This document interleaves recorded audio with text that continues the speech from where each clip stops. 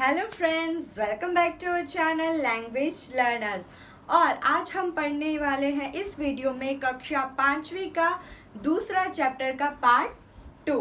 Part 1 हम पहले ही YouTube पे अपलोड कर चुके हैं। अगर आपने वो वीडियो नहीं देखा तो हमने डिस्क्रिप्शन बॉक्स में उसकी लिंक दे रखी है। और अगर आपको चैप्टर का जो क्वेश्चन आंसर्स होते हैं, उसकी जो कुछ एक्सरसाइज होती है, अगर आपको हम वो करवाने वाले हैं तो उसकी हमने PDF लिंक भी दे रखी है, तो वहाँ जाकर ज़रूर देखिए।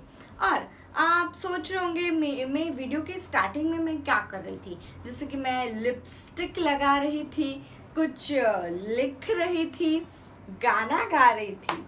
तो इन सभी जो मैं काम कर रही थी, उन काम को हमारे रोज़ बरोज़ की ज़िंदगी है उनमें उन कामों को कुछ शब्द दिए गए हैं, जैसे काम वाले शब्द। जैसे मैं ये लिख रही थी तो उसे कह सकते हैं लिखना, फिर लिपस्टिक लगा रही थी तो उसे कहते हैं लगाना। तो ऐसे कुछ जो काम होते हैं उन्हें अलग अलग शब्द दिए गए होते हैं। अब इन शब्दों को व्याकरण की भाषा में क्रिया कहा जाता है। तो आज हम इस क्रिया के बारे में पढ़ने वाले, वो क्या है, उसके एग्जाम्पल्स, उसके प्रकार यानी कि उसके भेद कितने हैं, इन सब के बारे में पढ़ने वाले हैं।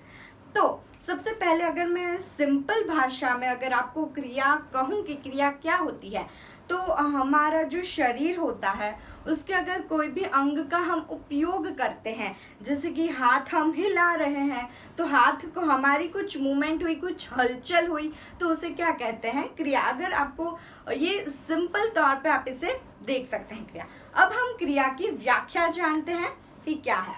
जैसे हमने ये आज हम पढ़ने वाले हैं क्रिया। यहाँ आसपास आप देख सकते हैं कि ये बच्चे यहाँ पे लिख रहे हैं, ये खेल रहे हैं, ये गाना गा रहे हैं, यहाँ पे ये लड़की गाना गा रही है, कुछ बोल रही है।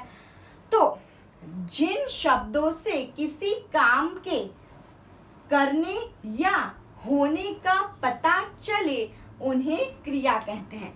यानी कि जो शब्द है, एक शब्द जिससे हमें पता चल रहा है कि ना ये काम हो रहा है, या फिर हमें पता चलता है कि ये काम हो रहा है या फिर होने वाला है, उन्हें क्या कहते हैं, उन्हें क्रिया कहते हैं। तो आइए अब हम क्रिया के उदाहरण जानते हैं। तो सबसे पहला उदाहरण है हवा चल रही है।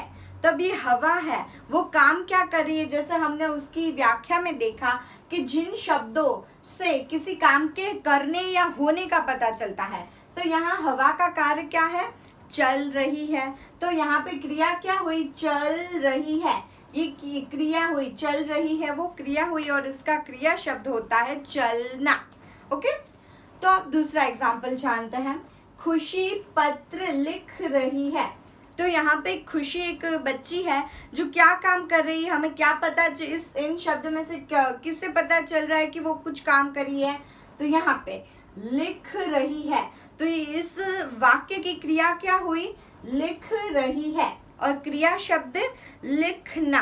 तो हम यहाँ पे क्या लगा देते हैं, ये क्रिया क्या हुई हमारी, लिख रही है और लिखना। तो अब जानते हैं कुछ और। अब अगर आपको क्रिया के भेद जानने हैं तो दो चीजें समझना बहुत ही ज्यादा जरूरी है। उसमें से पहला है कर्ता और दूसरा है कर्म। तो आइए पहले कर्ता को जानते हैं। तो कर्ता क्या होता है, अगर आप जानते हैं कि जो सेंटेंस होता है, जो वाक्य होता है, अगर आप उसमें क्रिया ढूंढ लेते हैं एक बार, जिसमें हमने जैसे इस वाक्य में किया कि खुशी पत्र लिख रही है, उसमें हमने क्रिया ढूंढ ली। अब कर्ता क्या है, तो कर्ता है जो काम करता। सिंपल तरीका, जो काम करता वो है हमारी वाक्य का कर्ता। कर्ता यानी कि कोई भी काम करने वाला। जैसे मोहन खेल रहा है, तो खेलने का काम कौन कर रहा है, तो मोहन। तो इस वाक्य का कर्ता मोहन हुआ। तो इसकी एक जानने की सिंपल ट्रिक भी है कि आप उसको सवाल पूछो, कौन से, जो सेंटेंस है उससे आप सवाल पूछो कौन से, यानी कि जो क्रिया, जैसे कि खुशी पत्र लिख रही है, तो हमारी क्रिया क्या थी, लिख रही है। तो अब इस क्रिया से हम सवाल पूछेंगे कौन से, तो कौन लिख रही है, तो हमें जवाब क्या मिलता है, खुशी। तो हमारी कर्ता कौन हुई, खुशी। ओके, तो अब आपको कर्ता समझ में आ गया। तो अब हम चलते हैं कर्म पर। तो कर्म क्या है, तो कर्म है जिस काम जिस काम को किया जा रहा है, यानी कि अगर कोई करता है तो वो जो काम कर रहा है, जिस पर काम कर रहा है, उसे क्या कहते हैं? कर्म।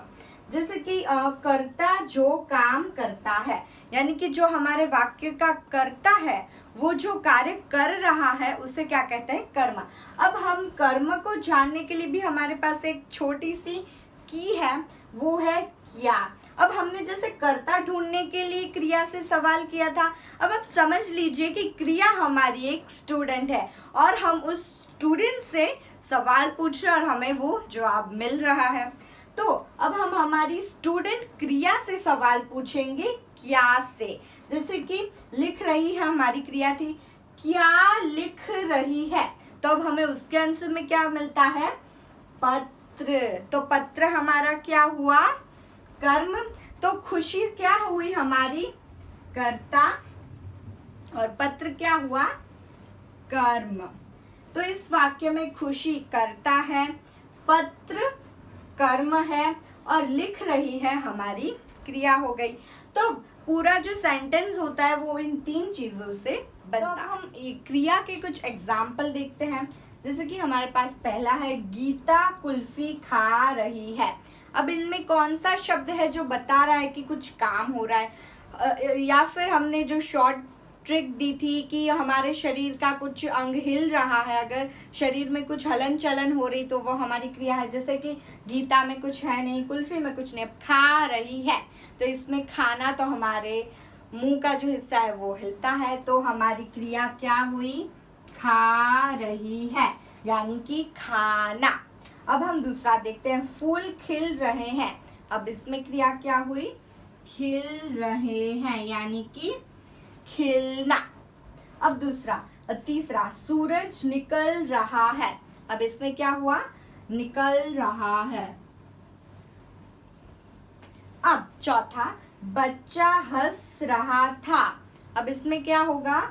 हंस रहा था, क्योंकि इसमें हमारा मुंह हिलता है।